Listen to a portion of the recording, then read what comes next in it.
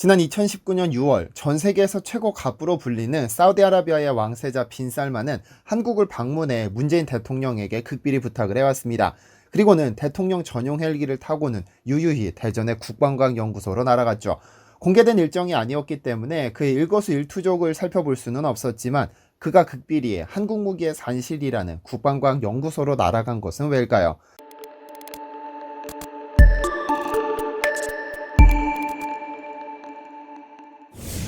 안녕하세요, 디스멘터리입니다.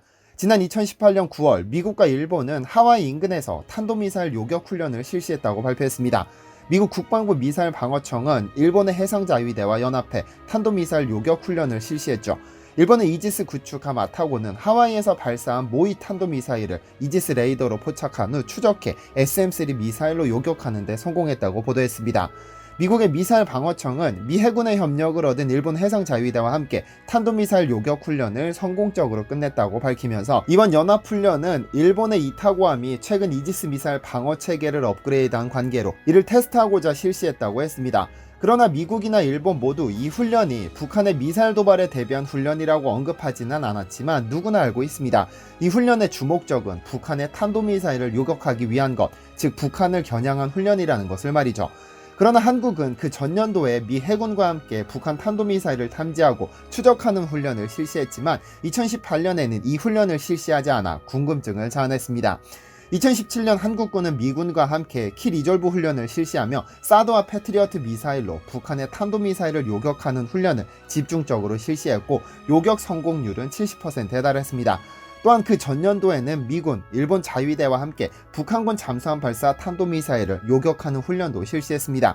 그보다 4달 전인 2016년 2월에는 한미연합사가 한국군과 탄도미사일 요격 연합훈련을 실시한다며 주한미군의 패트리어트 미사일을 추가로 배치하겠다고 밝혔습니다. 이처럼 한국군은 북한의 중장거리 탄도미사일 시험 발사에 대응한 요격훈련을 지속적으로 실시했으나 어느 순간부터 이 훈련을 중지했습니다.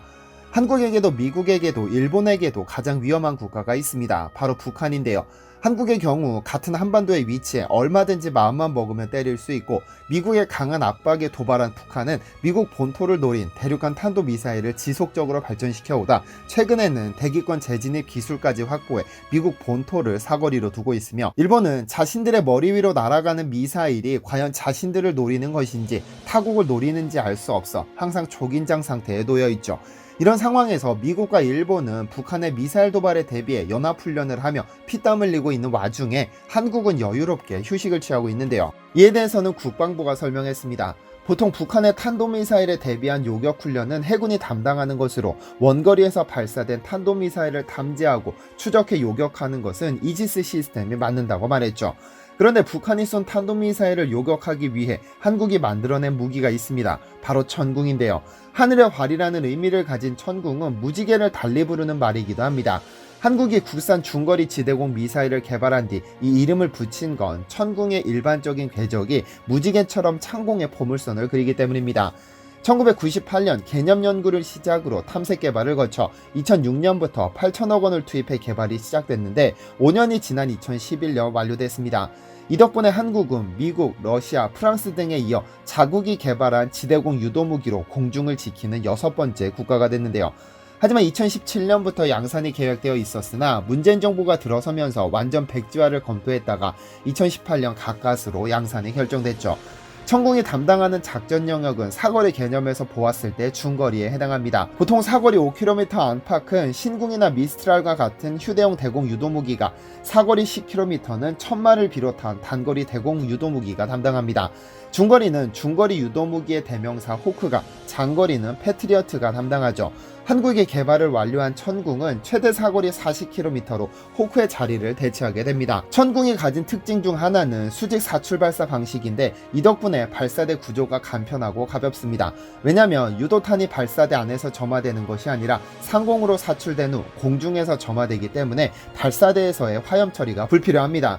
여기에 수직 발사 방식은 경사형 발사 방식과는 다르게 표적을 향해 발사대를 회전할 필요가 없으며 유도탄에는 마이크로 측출형 모터를 적용했는데 유도탄이 수직으로 사출된 후 공중에서 초기 방향 전환을 할 수 있어 어느 방향에서 적기가 출현하더라도 완벽하게 대처할 수 있습니다. 그런데 이 천궁의 개발에는 러시아의 도움이 있었습니다. 바로 불곰 사업이죠. 1990년 한국과 소련은 고르바초프의 요청으로 수교를 체결하게 됩니다.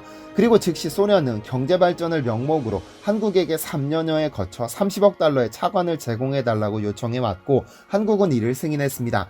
몇 번에 걸쳐 30억 달러를 제공하기로 했으나 14억 달러의 차관을 제공한 지 1년 만에 소련은 역사의 뒤안길로 사라져버립니다. 소련을 이어받은 러시아가 이를 바로 상환했어야 하지만 사정을 봐달라면서 상환을 미루는 바람에 제대로 회수되지 못했고, 결국 러시아가 현물 상환을 제안해옵니다. 즉, 미국과의 냉전 시대를 거치면서 발전시킨 러시아의 무기로 차관을 대신 갚기로 한 것이죠. 이것이 바로 불곰 사업입니다. 불곰 사업 덕분에 한국은 T-806 전차 및 BMP-3 장갑차를 들여왔고, 상당한 무기 기술도 함께 이전받았습니다. 특히 러시아는 지대공 미사일 기술에 있어서는 미국과 세계 1, 2위를 다투는 선진국이었죠. 어쨌든 러시아의 지대공 미사일 기술을 반영해 만든 것이 바로 천궁인데요. 천궁의 가장 큰 특징은 다기능 레이더와 콜드런치 기술입니다. 다기능 레이더란 한 개의 레이더로 표적을 탐지하고 추적하면서 동시에 적군과 아군을 식별하는 기술입니다. 천궁은 그전에 한국이 사용하던 호크와는 달리 능동 레이더 유도 방식을 사용하는데, 미사일 자체에 소형 추적 레이더를 갖춰 목표물의 예상 비행 경로를 알려주면 스스로 표적에게 다가가 격추시키는 기능입니다. 다기능 레이더는 미사일의 목표물의 예상 비행 경로를 알려주는 유도 기능도 수행하죠. 콜드런치란 발사관에 내장된 가스 발생기를 사용해 미사일을 일정 높이 이상으로 쏘아올린 후 공중에서 미사일의 추진 기간을 점화해 비행시키는 방식입니다. 이 다기능 레이더와 콜드런치 기술이 불곰 사업을 통해 한국에 전해진 것입니다. 현재 한국군은 2023년까지 천궁 7개 포대를 전력화시켜 총 224기의 미사일을 배치할 계획입니다. 그런데 15억 원에 가까운 유도탄을 필요로 하는 천궁을 노리는 국가가 있습니다. 바로 중동의 오일가포 사우디아라비아입니다. 지난 2019년 한국을 방문한 사우디아라비아의 빈살만 왕세자는 문재인 대통령에게 은밀하게 국방과학 연구소를 방문하고 싶다는 의견을 피력했습니다. 공식 스케줄이 아닌 관계로 극비리의 의향을 타전했고, 문재인 대통령은 대통령 전용 헬기를 내줬죠. 그는 그대로 대전으로 날아가 말 그대로 무기 쇼핑에 나섰습니다. 빈살만 왕세자는 비공식 세계 최고 부자라고 불릴 정도로 그의 재산은 어마어마합니다. 세계에서 손꼽히는 오일 부국 사우디아라비아의 왕세자 빈살만은 사우디의 국방장관까지 함께 맡으면서 뭐든지 다 할 수 있다는 의미에서 미스터 에브리띵이라고 불리기도 하는데요. 그는 당시 자국에서 일어나는 외교 문제로 엄청난 스트레스를 받고 있었습니다. 예멘 반군의 석유 공장 공격에 이어 유조선까지 공격당하면서 국방장관으로서 스트레스가 이만저만이 아니었죠. 당시 그는 국방과학연구소에서 천궁 등 대공 무기체계에 상당한 관심을 보인 것으로 알려졌습니다. 아직까지 사우디와 천궁 수출 계약을 체결했다는 공식적인 소식이 전해지진 않았습니다만, 머지않아 이 계약 체결 소식이 전해질 것이라는 예상입니다. 왕정국가인 사우디 왕세자가 직접 무기를 보고 싶다고 요청했다는 것은 어느 정도 확정적으로 보아도 무방하다는 것이죠. 한 무기출 관계자는 사우디에서 이미 한국의 대공방어 무기체계에 대한 시험평가가 진행됐고 의사결정만 남았다며, 가격과 조건을 두고 밀당은 있겠지만 일단 최고 권력자인 왕세자의 의지가 확인된 이상 무산될 가능성은 낮다고 평가했습니다. 사우디아라비아가 이렇게 다급할 만큼 서두르는 이유가 있습니다. 바로 사우디아라비아가 처한 외교적인 어려움 때문입니다. 1400년대 에티오피아에서 세계 최초로 커피 농사가 시작된 이후로 에티오피아와의 사이에 홍해를 두고 지척에 있는 나라가 바로 예멘입니다. 우리가 흔히 마시는 모카 커피의 모카는 예멘의 항구 도시 이름으로 1500년대 이 항구를 통해 커피가 서구 사회로 전해졌습니다.